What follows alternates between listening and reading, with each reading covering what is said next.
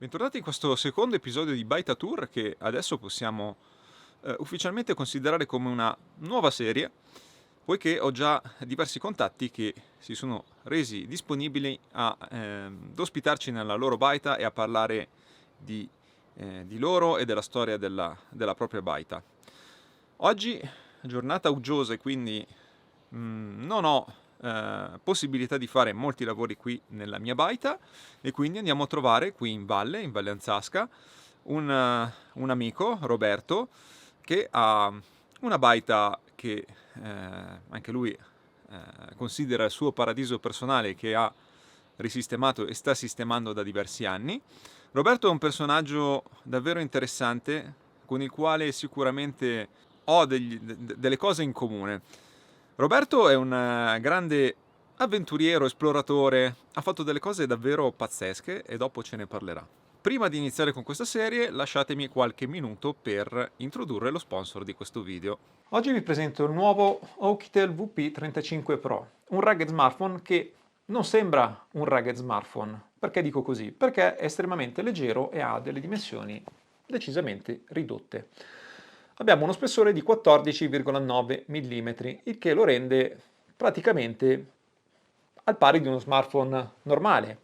Sappiamo benissimo che un rugged smartphone è un telefono con tutta una serie di certificazioni che ci permette di utilizzarlo in condizioni particolarmente estreme di temperatura e anche condizioni atmosferiche particolari. È fatto apposta per resistere all'immersione, alla polvere, a grossi sbalzi di temperatura e alle cadute. E nonostante tutto questo, le dimensioni sono decisamente ridotte. La cosa incredibile è che la batteria di questo smartphone è di 11.000 mAh, quindi abbiamo una grandissima autonomia ed anche una qualità delle celle molto elevata, perché abbiamo delle celle ATL, una batteria ATL, che ci viene garantita per almeno 4 anni. È un telefono che potremmo definire low cost, costa intorno ai 250 euro, quindi un prezzo decisamente basso, ma nonostante il prezzo, a livello hardware, oltre alle caratteristiche che vi ho già elencato, ha delle cose molto interessanti, tra le quali il processore MediaTek Dimensity 6300 Plus, 12 GB di RAM espandibili fino a 36 e una memoria interna di 512 GB, quindi memoria veramente in abbondanza. Ha l'Android 14 e 3 video fotocamere differenti. Abbiamo la fotocamera principale da 64 megapixel di Samsung, una fotocamera di grande qualità. Poi abbiamo una fotocamera macro da 2 megapixel e una videofotocamera di infrarossi per riprendere e fare fotografie nel buio totale della notte da 8 megapixel. Le fotocamere, devo dire, funzionano molto bene. C'è anche una fotocamera anteriore da 32 megapixel. Abbiamo una ricarica rapida da 33 watt. Esteticamente devo dire che il telefono si presenta anche molto bene perché ha questa texture posteriore diamantata che lo rende particolarmente carino. Sblocco con le impronte, NFC, GPS di ogni tipo, dual SIM, quindi diciamo che a questo rugged smartphone, nonostante il prezzo, non manca praticamente nulla. La mia esperienza, adesso che lo sto testando da un po' di giorni, devo dire estremamente positiva, anche per quanto riguarda il display, che è molto nitido e molto gradevole, un display, un Full HD Plus con vetro Gorilla Glass, quindi anche questo resistente agli urti, e direi che per questa cifra non è che si possa pretendere più di questo. Vi lascio comunque tutti i link in descrizione, controllate sempre perché magari potrebbero esserci codici di sconto, offerte, e adesso noi proseguiamo con il nostro video e ringrazio Oukitel. Ovviamente il Baita Tour non si fa di certo intimidire da 4 gocce d'acqua e quindi stiamo andando da Roberto tramite questo bel sentiero.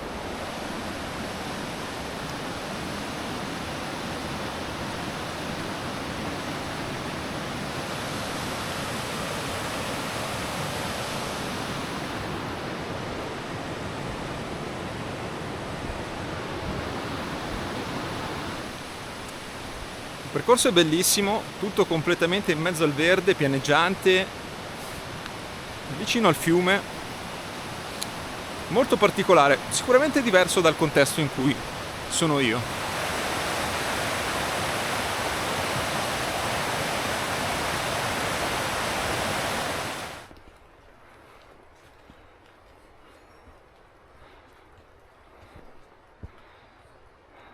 Ciao Roberto! Ciao Luca, finalmente riusciamo a incontrarci, eh? Esatto, noi ci siamo conosciuti per pochissimi secondi, anni Sì, fa. anni fa io stavo camminando con i miei cani e a un certo punto vedo spunta questa persona. Ma questo è Luca Ventrella. Io ti seguivo perché Sì. nel frattempo avevo preso anch'io la mia baita, che è diventato il mio paradiso, e quindi ci siamo scambiati così due flash, e poi tu sei andato per la tua strada, io sono andato per la mia e Vabbè, poi ci adesso siamo... a distanza di anni siamo qua e ci troviamo. E quindi adesso facciamo questo tour, dai, ci presenti il tuo piccolo paradiso personale, dai. Allora, prima di tutto bisogna passare sotto l'arco, come di buon auspicio gli indiani. Io purtroppo sono Anche tu sei appassionato di nativi d'America. nativi in Come America. Roberto dell'ultimo episodio, anche lui è appassionato di nativi d'America. Sì, questi- ho avuto la fortuna di stare in Canada parecchio tempo, in Alaska, quindi ho avuto anche delle esperienze dirette con queste bellissime popolazioni che mi hanno insegnato tantissimo. Quindi passiamo sotto l'arco, tocchiamo la campana, che è di buon auspicio.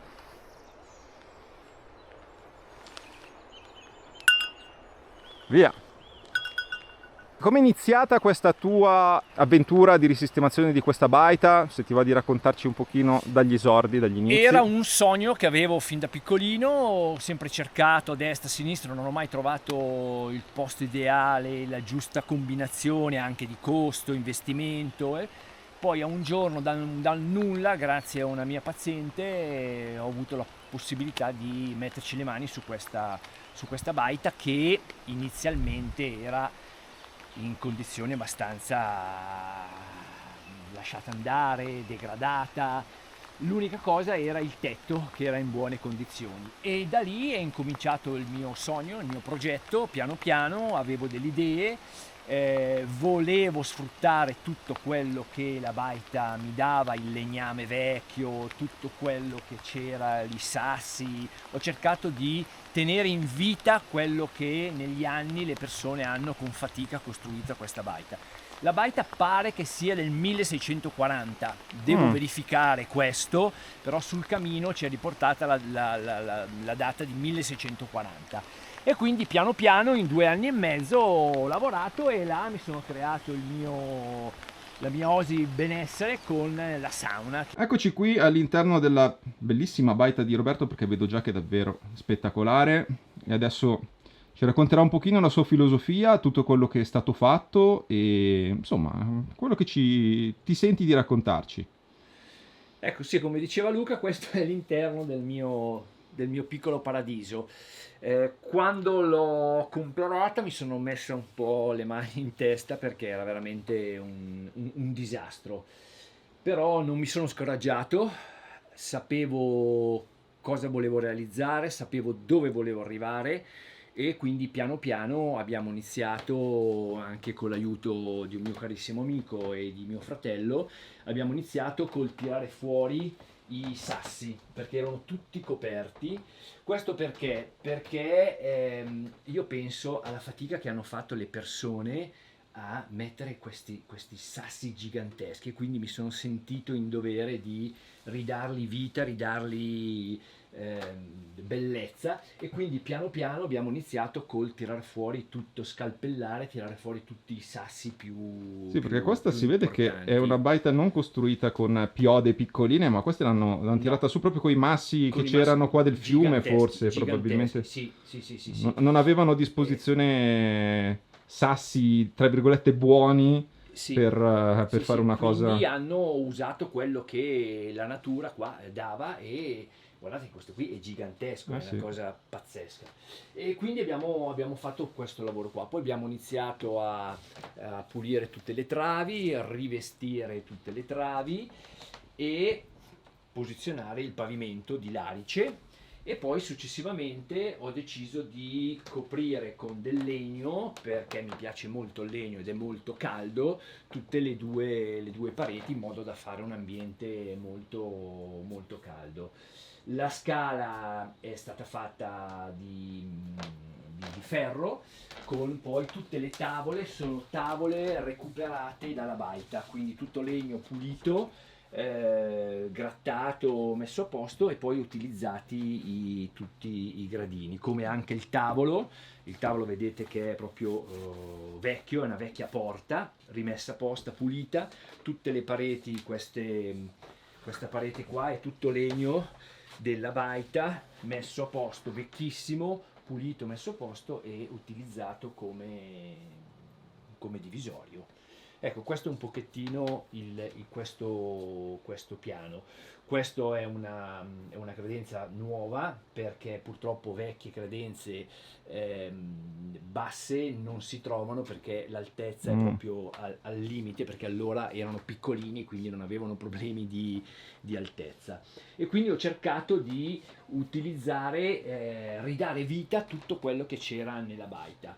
Il camino è stata una delle condizioni sine qua non per scegliere la baita. Per me il camino in baita è fondamentale, e quindi il camino viene acceso soprattutto nel periodo invernale. E l'ultima arrivata è questa bellissima stufa. Okay. Questa la conosciamo già. Con il forno, è spettacolare, veramente è stato un acquisto veramente che ha fatto un salto di qualità, anche perché mi permette poi di cucinare, perché qua mi diletto un pochettino anche a cucinare, smanettare in cucina. Infatti ieri ho fatto un plum cake per fare la colazione, direi che è venuto molto buono, e quindi siamo qua in questo, ripeto, in questo mio piccolo paradiso. Allora, ti faccio i complimenti perché hai fatto un lavoro davvero certosino, proprio sei stato bravissimo, eh. Cioè, il fatto di aver recuperato tutti questi materiali. Ecco, io ultimamente sto percorrendo una via, tra virgolette, un po' più facile, perché comunque il recupero di tutti questi materiali ed essere creativi così come è stato Roberto non è poi facile, perché richiede tanto tempo, tanta cura nei dettagli e tanto lavoro. Ma ci presenti anche il povero cagnolino qua? Questo è il mio fenomeno, che è Moretto. Lui è un cane che viene da un maltrattamento, è purtroppo cieco, e ha vissuto fino all'età di 8 anni nella cattiveria degli umani, che è stato trattato, picchiato, maltrattato, e l'hanno fatto diventare cieco. E poi abbiamo avuto la fortuna di incontrarci, e lui adesso è da qualche anno con noi, è vecchiotto ed è completamente cieco. Ah, quindi sta passando qui la sua pensione finalmente. Sì, è un amore. Grazie, anche grazie perché a io te. sono molto legato agli animali, e la baita si chiama baita nattolina, per ricordare il mio cane, un pastore tedesco che si chiamava Nat, che purtroppo non ha avuto la fortuna di vedere la baita, ma che sarebbe stato felice di essere qua con me, e quindi ho deciso di dare un nome alla baita e di chiamarla baita nattolina, in ricordo del mio pastore tedesco Nat, che è morto purtroppo prematuramente e ha lasciato un vuoto veramente, veramente pesante. Ok, andiamo a fare il tour. Saliamo al piano di sopra, dove era il fienile, dove adesso è diventata la mia, dove si dorme. Ecco, questa idea qua di scala, per esempio, è una cosa che potrei anche rubare magari per un futuro, Certo. quando dovrò rifarla. Ecco, questo è. Tu hai tenuto la catena. Questa Io qui. ho tenuto, sì, assolutamente, perché quelli del tetto mi hanno detto che non si poteva pensare di alterare questo equilibrio delicatissimo del tetto. Sì, certo. Quindi sì. il tetto è stato tutto rivestito, coimbentato, e ho deciso di lasciare fuori queste travi, perché ecco, sono questa qua la voglio far vedere perché è una bellissime. cosa che ho già visto da un altro ragazzo in Valle Antrona. Tu ad esempio hai fatto un lavoro diverso dal mio, che è una cosa abbastanza comune. Quando si vuole recuperare un tetto in piode, le alternative sono o creare una sorta di controtelaio come ho fatto io, oppure tagliare le perline singolarmente Sì. a misura sulle Lavoraccio, vecchie trave. lavoraccio. lavoraccio, però mi piaceva l'idea di tirare fuori Sì.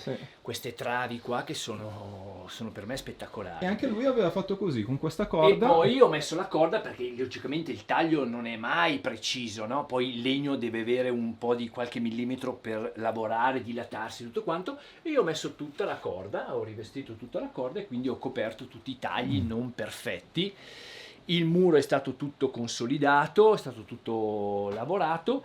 Il pavimento non è ancora finito perché vedi che ci sono tutte le fughe ancora da coprire e tutto, è stato Sì, sì. tutto, non ti dico la polvere che ho mangiato. Lo per so, l'ho fare appena questo fatto, lavoro qua. guarda. E questo è il letto, mascherato, nel senso che è un letto Ikea, ma ho ricavato quella vecchia porta lì, sempre qua della baita, pulita, messa a posto come spalliera. L'idea è poi successivamente, con calma, di trovare delle vecchie travi e fare una base dove appoggiarci sopra il letto, però adesso va bene, Sì, sì. va bene così. Questa è una vecchia panca recuperata, queste sono proprio la porte originali del fienile. Che tu hai usato come ante. Che io ho usato come anta, quindi viene chiusa. Qual era la porta originale del Questa è fienile la nella porta- sua posizione la così porta, com'era? esatto, vedi che c'è ancora, guarda, c'è ancora i tasti sì, sì. proprio di legno, che io ho pulito tutto, cerato e tutto, e poi logicamente ho fatto fare la finestra e ho cercato di utilizzare tutto. Facciamo vedere un pochino magari la vista in mezzo al bosco, immagino qui. Guardate che spettacolo. Veramente. Una domanda, Roberto. I ghiri. Mai avuto problemi? Allora, ghiri, c'è una storia, I ghiri sì, nel senso che ne avevo 4 che hanno fatto il nido sopra quella credenza che hai visto sotto, dove siamo diventati amici. Nel senso che non mi hanno fatto disastri, non mi hanno fatto... L'unica cosa che mi hanno mangiato è stata le candele, le Sì. candele. Poi, ma ti dico, io entravo, li chiamavo e loro venivano fuori, Ho i filmati che loro venivano fuori. Io quindi non li ho assolutamente, perché sono contro l'uccisione di qualsiasi forma di animale. E adesso sono spariti. Sono spariti. Poi ho messo delle reti nel camino. Sì, e vanno un tutto. po' a cicli. Ma sai cosa ti sono dico? spariti. Che anch'io pensavo che fossero i ghiri i fautori dei danni che avevo trovato in giro per la baita agli inizi, che mi avevano rosicchiato la guarnizione del frigorifero, cuscini, No. non sono i ghiri, No. sono i topi. I topi. Il ghiro non fa grossi No. danni in realtà, rompe solo No. le palle perché fa casino, ma non fa danni, Sì, non è sì, il ghiro. sì. E mangia la cera, non lo sapevo. È ghiotto della cera. E quindi ecco, l'unico danno che ho avuto è... Ma poi bestiale, aprivo la porta, li chiamavo e venivano fuori, stavano lì. Bellissimo. Animali domestici. Bellissimo. Questo è il prato che ha davanti Roberto, tutto suo, è spettacolare. Stavo dicendo che con tutta questa paglia sicuramente puoi fare orti elementari e così via. Andiamo a vedere la sauna? Andiamo. Sì, poi dicevo, ne taglio solo un pezzo perché sennò c'è diventa tanto un lavoro. troppo, quindi taglio qua davanti. Le piode sono solo appoggiate, è un lavoro che non è ancora finito. Sì, siamo perché- work in progress. Sì, work in progress. Questa è la mia bella pedana che ho fatto, quindi scavato. Qua c'era tutta la cosa che scendeva, è stato scavato tutto, creato un piano, portate su tutti i legni lunghi 5 metri in spalla da sotto, non ti dico il mazzo che mi sono fatto portare su, e questa è la sauna. Questo è un sogno. È il mio gioiellino. Io non ho, come ho detto prima, non ho corrente, quindi ho fatto arrivare la stufa a legna, che è magica perché tu vedi la fiamma. Ma infatti, ma sta sera. cosa non l'abbiamo detta prima, il discorso della corrente, non avevamo parlato. No, allora è una scelta, non ho corrente, io non ho corrente, quindi la baita, all'interno della baita ci si illumina con le candele ed è magia pura, e voglio che rimanga magia pura, quindi non farò sicuramente la corrente elettrica, ma andrò avanti con le candele. Quindi questa è la sauna. è un 4-5 posti con la stufa norvegese a legna. Bellissimo. Wow. E questa è una bella chicca, eh? Sì. Alla sera, spero quest'inverno anche con una nevicata che diventa ancora più... Questa quando è che l'hai ancora messa? più- Allora, questa l'ho messa a gennaio, l'ho montata, è stata portata con l'elicottero, è stata tutta montata e l'ho inaugurata finalmente un mesetto fa. Un mesetto fa ho fatto la prima sauna e adesso ogni volta che vengo su accendo. Qua invece ho fatto la doccia che non è ancora finita. Sto facendo, quindi ho creato la doccia, dietro c'ho la caldaietta, quindi possibilità di avere l'acqua calda e fredda con la bombola del gas. Qua c'ho la cantina, questo è il totem indiano che porta fortuna, che bisogna toccare tutte le cose. Vedi, questa è la cantina, che adesso è un deposito. Quella era la mia stufa che avevo prima, che Agli inizi, bellissima. la stufa pioniera. Sì, cioè, mi piange il cuore. E questa vedi, è tutta la vecchia mangiatoia, vedi? Ah sì, sì. Qua è tutto così com'era, no? È rimasto tutto... Sì, questo sì, non ho Tutto uguale. fatto niente perché, ma non farò neanche No, niente. certo, certo. È giusto, una cantina, deposito, torna Una sempre utile. cantina, sì. Poi qua c'ho il frigorifero a gas, Ah, ok, figata. E questa è la caldaietta che mi dà l'acqua sopra nella cucina, ok, l'acqua calda. Quindi ho dovuto portare dentro l'acqua perché non c'era l'acqua dentro, non c'era niente, ho dovuto Certo, portare certo. dentro tutto. allora il bagno invece come ti sei organizzato? Come funziona? C'è una fossa biologica? No, c'è una raccolta e il bagno è... Vedi? Io ho fatto questa opzione qui con il separatore della parte solida, parte che l'avevo visto in Canada. Ah, ok, è un bagno secco. Sì, Bagno esatto. secco. E viene degradata, quindi viene separata la parte, dalla parte solida dalla parte dell'urina e quindi non dà odore. E poi viene degradata coprendo la parte solida con la segatura e la cenere. E viene degradata naturalmente. Ok? Questo è un vecchio coso di rame e questa è la mia doccia. Io tiro giù, qua giro, mi inserisco dentro, ok, e faccio la mia doccia sempre con la caldaietta, con la mia caldaietta e tutto quanto. Qua.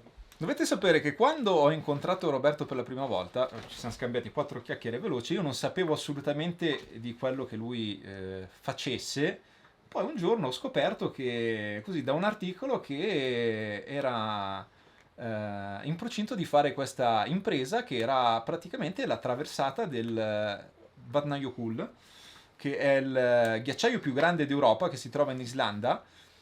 Io ne avevo parlato tra l'altro nel video in cui sono stato in Islanda, ho accennato a questo ghiacciaio pazzesco. Noi abbiamo solo idea delle lingue glaciali che possiamo vedere come turisti e lui invece è andato sopra sulla calotta e l'ha attraversata tutta. Adesso io vorrei che Roberto ci raccontasse un pochino questa sua passione e questo suo, direi, percorso di vita. Cioè, alla fine tu sei sempre stato un viaggiatore, un esploratore e quindi raccontaci un po'. Cosa ti spinge? Oh Luca, esploratore è una parola un po' grossa. Non mi reputo un esploratore, mi reputo invece un sognatore. Nel senso che tutte queste mie avventure nascono sempre per un sogno nel cassetto. Io ho questo cassetto dei sogni, ogni tanto lo apro e tiro fuori la busta e nel marzo 2024 è saltato fuori il Vatnajökull. Quindi ho attraversato l'intera calotta glaciale del Vatnajökull, circa 170-180 km, ambiente estremamente severo, ambiente estremamente impegnativo, non tanto tecnicamente perché siamo stati fortunati avendo delle condizioni non particolarmente pericolose per la criticità data dai crepacci, perché ha nevicato tantissimo e quindi ha coperto tutto quanto. Volevo farti una domanda. Cioè, allora, quando tu cammini su una calotta glaciale del genere, tu praticamente l'orizzonte non lo vedi, vedi solamente il bianco, giusto? Assolutamente, vedi solo il bianco e in questa spedizione particolare, in modo particolare, abbiamo avuto condizioni di meteo veramente bruttissime. Noi siamo stati 14 giorni nel whiteout totale, quindi nebbia assoluta, non si vedeva niente, vento fortissimi, 2 giorni e mezzo chiusi in tenda con venti a 130 km/h, quindi non potevi neanche pensare di uscire a fare la pipì, e quindi siamo stati 2 giorni e mezzo chiusi in una tenda di 2 metri per... Quindi 2 anche a metri. livello paesaggistico non hai goduto Assolutamente molto. niente, no, Potevi essere... è stata una spedizione molto impegnativa da un punto di vista mentale, cosa che non mi era mai successo. Generalmente quando fai queste spedizioni hai la possibilità di fare dei ragionamenti con te stesso, e io non so, io pensavo anche quando ho fatto in Siberia il lago Baikal, così stavo già lavorando alla baita, quindi mi facevo tutti i miei film mentali, devo fare questo lavoro. Ecco, lì invece quest'anno sul Vatraniocco è stato veramente stressante da un punto di vista mentale, perché non riuscivo a fare un ragionamento logico. Certo. Pensa che non riuscivo neanche a visualizzare le immagini, i visi delle persone a me care. Okay, Eri focalizzato solo sì, sullo stare in piedi e sullo sopravvivere. stare in piedi e praticamente. sopravvivere. È stato veramente Immagino. duro da un punto di vista mentale, proprio una cosa, un'esperienza così non mi era mai capitato, pur che ho fatto ambienti molto più cattivi da un punto di vista meteorologico, siamo andati a meno 50 gradi sotto zero, che vi assicuro che è veramente, veramente pesante. Però ecco, lì mentalmente è stato uno stress veramente fortissimo. Una veramente domanda. fortissimo. Allora, se tu avessi saputo in anticipo, ti avessero detto, guarda, questa traversata avrà queste condizioni, cioè non ci sarà via d'uscita, la potrai fare solo in queste condizioni, l'avresti comunque fatta o no? Sì, perché volevo fortemente fare questa traversata del Vatnajökull. Adesso col senno di poi, passare 14 giorni in quella condizione, forse ti direi di no. Poi abbiamo avuto problemi anche con le altre persone, ci sono state delle problematiche, quindi è stato anche impegnativo da un punto di vista rapporti interpersonali con gli altri 2 componenti del team, quindi tutto questo ha creato molto stress, molta situazione così. Adesso forse ti direi di no, anche perché veramente non abbiamo goduto niente di quello che potevamo vedere di bello di questo ambiente, di questa solitudine, di questo abbandono totale, perché sei veramente in mezzo al niente, però purtroppo non abbiamo visto assolutamente niente. Sì, diciamo che comandavano gli eventi atmosferici estremi e non davano spazio neanche al fantasticare, al sognare, cioè è davvero... No, generalmente, allora, io sempre quando faccio queste cose dico sempre che faccio un viaggio dentro me stesso dove non sono mai stato, perché è proprio un lavoro di introspezione, vai in profondità dentro te stesso. Lì non sono riuscito a fare tutto questo, quindi è stato molto molto impegnativo, veramente impegnativo, non tanto fisicamente perché ero preparato, ma mentalmente è stato uno stress notevole. E però è sempre, vedi, è sempre poi la natura, no?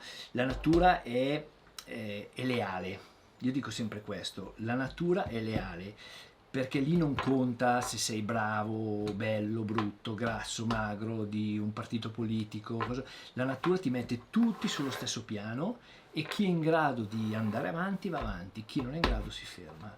Quindi alla fine, se poi ti fermi ad analizzare bene, dici sì, è stata dura, però è stata anche terribilmente bella.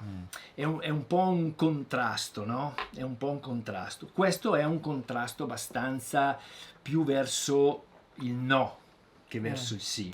Certo, Però diciamo fa parte, che la fa natura parte ti ha, dell'esperienza. ti ha comunque ricompensato facendoti arrivare alla fine e facendoti poter dire l'ho fatto, Ce l'ho fatta? ce l'ho fatta. Assolutamente sì, assolutamente sì, assolutamente sì.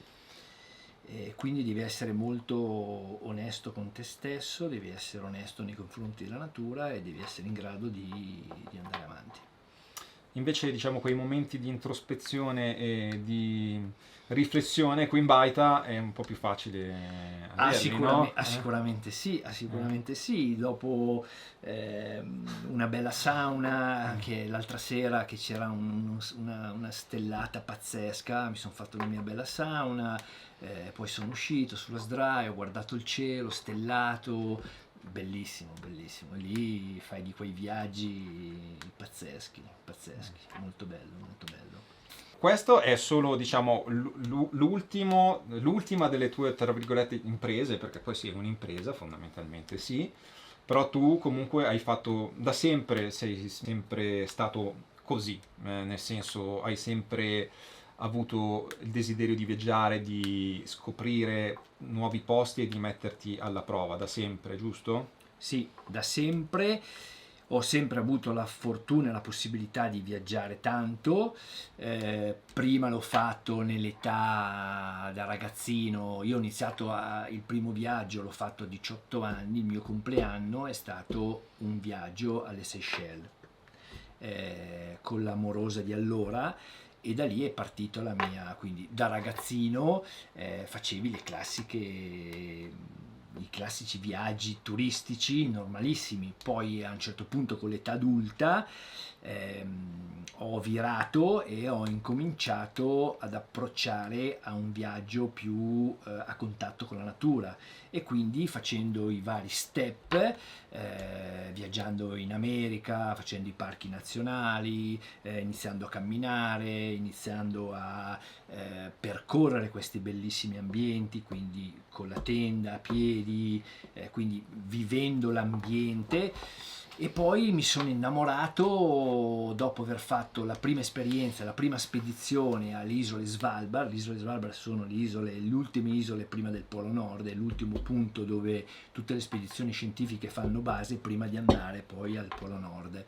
Lì ho avuto questa fortuna di fare questa spedizione in questo paradiso di ghiaccio, dove lì mi sono letteralmente innamorato, e da allora ho completamente cambiato il mio modo di viaggiare, e quindi ho incominciato piano piano, facendo esperienza, facendo errori, commettendo errori, sbattendoci il muso, piano piano ho elevato sempre più il livello di queste esperienze, di queste spedizioni, fino ad arrivare alle ultime spedizioni, quindi spedizioni in Canada, spedizioni in Alaska, spedizioni in Norvegia, Svezia, Finlandia, Groenlandia, la traversata del lago Baikal, Sempre in mezzo ai ghiacci comunque. sempre nel periodo invernale, sempre in mezzo ai ghiacci. La domanda che mi fanno: ma come fai a innamorarti di tutto questo bianco, di tutto questo ghiaccio? Non lo so, sono delle cose che devi provare, e lì apprezzi, torni da queste spedizioni che sei cambiato. E io traggo in queste spedizioni l'energia per vivere nel mondo nostro, in cui siamo sempre di corsa, sempre di fretta, dove c'è maleducazione, dove c'è contrasti, litigate, e lì trovo l'energia per immergermi poi nella quotidianità. Certo, diciamo, riesci un pochino a farti scivolare tutto addosso dopo Sì. che ti riesci a far scivolare Sì. addosso 20 da centinaia di chilometri orari, Assolutamente temperature sì. gelide. Assolutamente sì. Insomma, il maleducato di turno lo puoi tranquillamente schivare con più facilità, no? Sì, sì. Immagino. Ma io ho avuto la fortuna di venire a contatto con le popolazioni locali, quindi gli Inuit groenlandesi, gli indiani nelle riserve canadesi o alaschiane, e lì mi hanno aperto con la la loro semplicità, con la loro genuinità, col loro rapporto con la natura, mi hanno fatto capire tantissime cose, con la loro semplicità.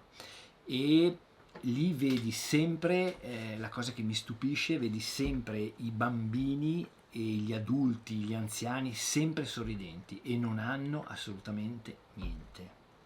Non hanno assolutamente niente.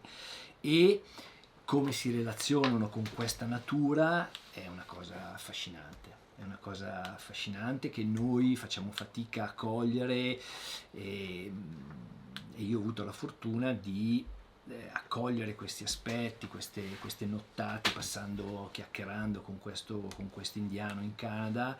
È stata un'esperienza incredibile, è stata un'esperienza incredibile. Beh, perché loro forse non hanno mai perso questa connessione con la natura per diverse ragioni, anche proprio perché magari non, tra virgolette, non ne hanno avuto la possibilità, potremmo dirlo, cosa che invece a noi è successa, e forse noi il contrario, cioè dovremmo forse ritrovare questo rapporto che avevamo, che comunque anche noi avevamo con la natura in origine, quindi forse semplicemente dobbiamo solo un pochino rallentare. Noi dobbiamo rallentare. Tu pensa che quest'indiano, lo dico sempre, l'ho raccolto perché è una cosa che ancora adesso mi suscita le emozioni, poi io sono molto emotivo su queste cose, sulla natura, su queste sfaccettature, tutto quanto. Quest'indiano di notte mi chiede, allora io ero su questo lago immenso, erano le mezzanotte, mi sono fermato in questa traversata in Canada e ho trovato questa cabin, mi sono messo dentro e poi nella notte è arrivato quest'indiano, questo vero indiano di una riserva, che era un trapper, quindi un cacciatore che stava posizionando le trappole, ok, per poi vendere le cose. Allora, io sono contro la caccia, sono nel rispetto della natura, ma ho capito che questa gente lo fa per sopravvivere, cioè loro uccidono l'animale ma lo mangiano, cioè gli Inuit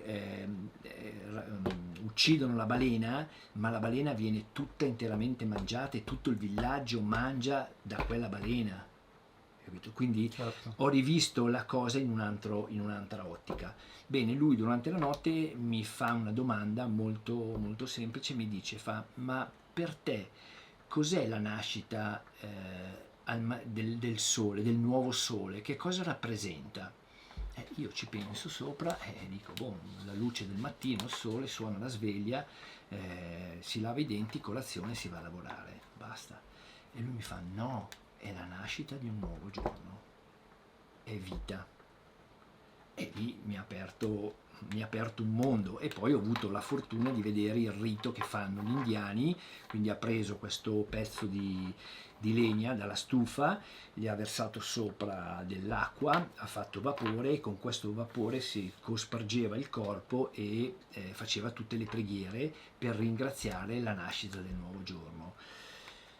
E lì è stata un'emozione fortissima. Non ho potuto filmare con la GoPro perché non mi sembrava corretto rompere questo momento estremamente intimo, e però lo mantengo sicuramente nel mio cuore, nei miei ricordi bellissimi. E poi mi ha raccontato tante cose, come leggono la neve, come leggono il vento, come leggono, cioè ci sono 20 tipi di neve, cioè tu rimani allibito come queste persone vivono in simbiosi e la loro vita, la loro giornata è regolata dalla natura, dai ritmi della natura. Pazzesco, pazzesco.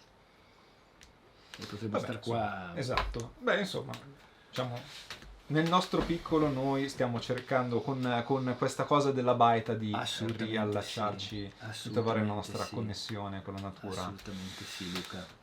Abbiamo questa fortuna, non disperdiamola, disperdiamola, Sono d'accordo. Teniamola preziosamente e rispettiamola. Allora, io adesso davanti a Roberto, che comunque è una persona con cui starei qui a parlare ore, ne potrebbe raccontare veramente di ogni, perché vabbè, ci ha raccontato veramente un piccolissimo frammento.